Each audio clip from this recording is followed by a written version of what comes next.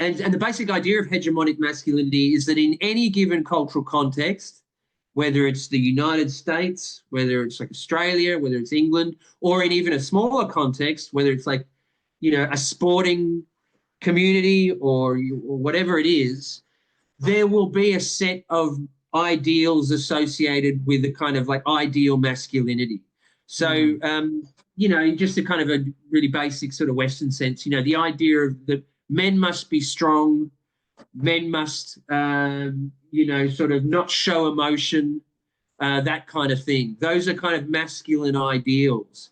And the framework, the hegemonic masculinity framework, hegemony meaning power, by the way, the hegemonic masculinity framework sort of helps us to understand how that set of masculine ideals, whatever they are, and they do change. So in certain Asian countries, the ideal man can be quite different to certain, sort of Western countries or whatever.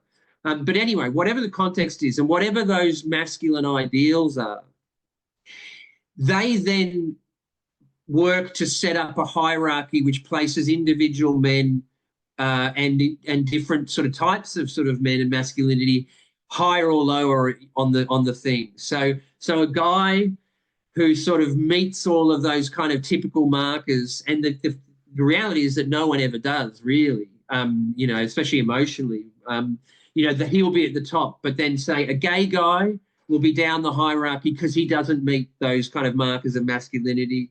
In some contexts, there's a race component.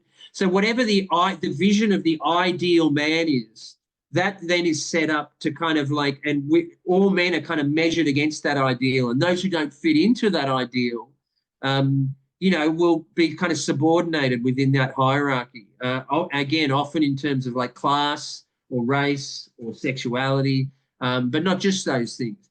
And then, of course, the other part of it is that that hierarchy also puts women in a particular subordinate position as well. And that, essentially whatever the ideal type of masculinity is, that is like the gold standard that everyone is sort of meant to kind of position themselves. But of course, it's not fair because not everyone, sort of like that. And I guess the analogy that I always think of is when I think about school, when I was at school and you had like kind of factions or whatever, and like you always had the jocks at the top. And then, like the geeks or the chess club or whatever it was were kind of subordinated.